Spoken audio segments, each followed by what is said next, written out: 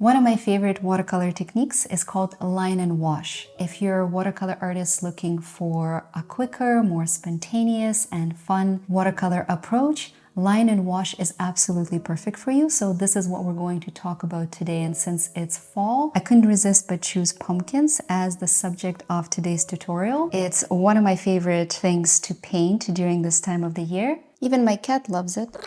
And my favorite part about this technique is that it's a perfect warm-up exercise before diving into more complex watercolor paintings. So let's dive in. And before we get started on the pumpkins, I'm going to explain what line and wash is all about and the types of materials that work best in my experience. So what is a line and wash technique? It's actually exactly what it sounds like, watercolor washes combined with ink outlines. There are two main approaches. The first one is you start with ink sketch, that's your lines, and layer watercolors on top, that's the wash. The second approach is to start with watercolor and add ink details after. Personally, I love a hybrid method, some lines first, then watercolor washes, and then building up more ink gradually. That's the method I will demonstrate today. For today's materials, we'll need paper, waterproof ink pens, and watercolors. I highly recommend hot-pressed watercolor paper finish because hot-pressed is very smooth and perfect for crisp ink lines. Although, as you probably know, cold-pressed paper is great for very smooth watercolor blends and layering, it can feel a bit too rough for this technique and will tend to wear out your pen nibs very quickly. Waterproof ink pens are essential. My favorites are Micron fine liners from Sakura, but you can find these are offered by many popular brands, including Winsor & Newton and Faber-Castell. What I would highly recommend is getting a couple of different shapes and sizes. So I usually work with 0.1 for very thin, delicate lines that I apply at the start, 0.3 or 4 for medium lines, and my secret weapon, a brush liner for much thicker, expressive strokes. So the key is having this variety, and changing line thickness will make your sketches visually much more interesting and give you more unique stylistic options for the final finishing touches. You will need at least one round brush. I will be using my Da Vinci in size 4 and your favorite yellow and green watercolors. I'll be using Daniel Smith and I will be naming specific pigments as I paint. As always, the full recording of this painting with black and white outlines that you can easily trace, references, pigment alternatives, and step-by-step photos will be available on my Patreon next week, so you can join me there if you want to follow and practice in real time. Now let's get started on the pumpkins, and I combined two of my references from a recent visit to a farm, and in this first wash I'm just gonna cover the pumpkin shape with very diluted yellow. I'm using cadmium yellow medium hue from Daniel Smith. I'm also going to add a touch of light blue on the stem for contrast. It's a perfect yellow, not too cool like a lemon yellow would be, and not too warm, but use any yellow of your choice. My hot pressed paper dries very quickly, which is completely normal and expected for a hot pressed finish. So I'm keeping the wash light, not too much water on my brush to avoid paper buckling. In the second layer, I'm gonna apply a little bit of Hansa Yellow Deep. It's very close to orange, but if you like more vibrancy, I would go for something like Permanent Orange. You may notice that I'm trying to blend some of my orange strokes with a clean damp brush, and blending of course is always a little bit tricky on hot pressed paper, especially if you're used to cold pressed finish, but trust me, it's really worth it because we want the smooth finish of hot pressed paper for the ink lines that will follow.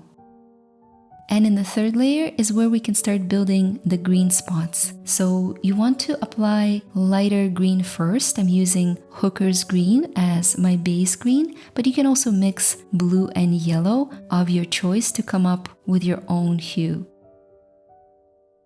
I also added a little bit of green gold for some warmth and perlin green for shadows.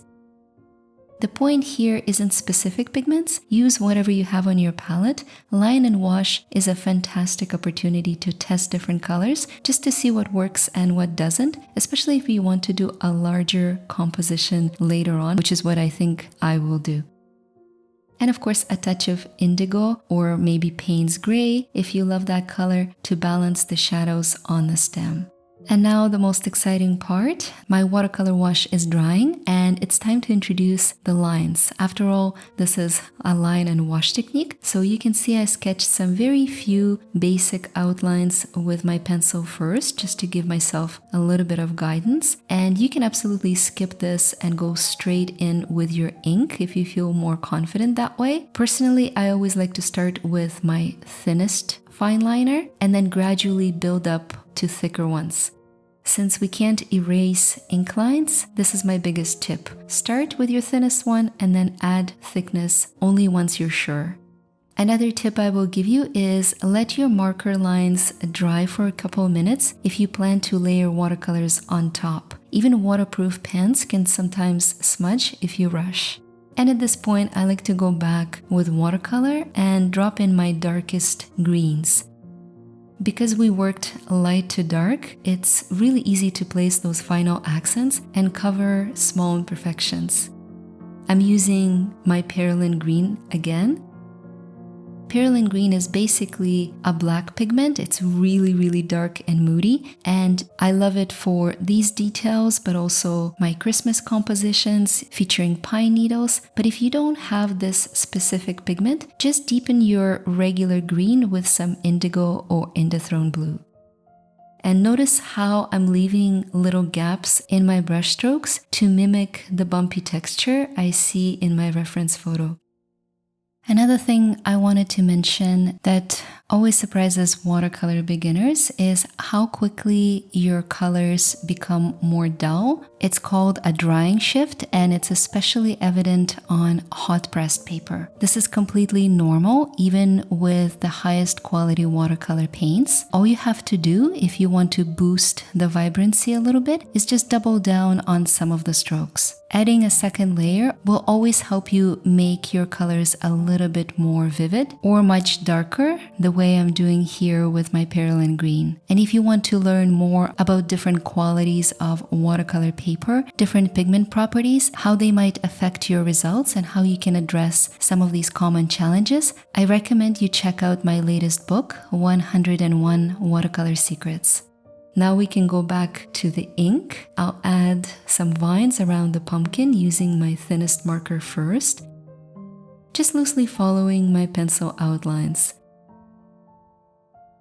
And don't worry if your lines get a bit wobbly. This is where our thickest markers will come in handy.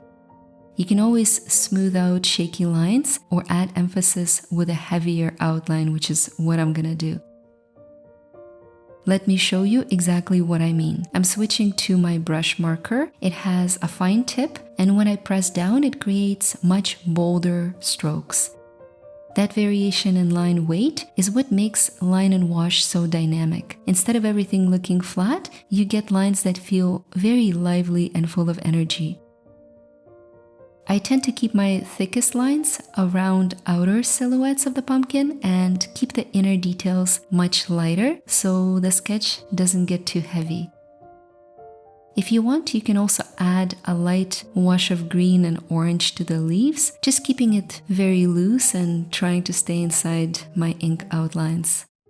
We are very close to the final look now, so let's add a few finishing touches. For shadows, you actually have a couple of choices, watercolor or ink. I'm going to show you both. With watercolor, you can simply apply a slightly darker version of your background colors to enhance the shadows. I'm going to grab some burnt orange actually and just layer it over some of the lighter orange spots. Just a few quick brush strokes to give a little bit of extra depth. The second way to add shadows is with ink using cross-hatching technique. That means layering very fine, crisscrossing lines to create darker areas and add dimension. I don't rely on it too heavily on this pumpkin, but it's a wonderful technique, and I'll show you more of it in the next week's rose sketch that I also did on the opposite page. And there we have it, our warm, cozy little fall sketch. If you like to explore pumpkins in a completely different watercolor style, check out this blue pumpkin tutorial here on my YouTube channel where I use granulating paints to create some amazing texture. I hope you enjoyed the video, and if you did, don't forget to subscribe. I really appreciate it, and my cat really loves it too. Bye guys!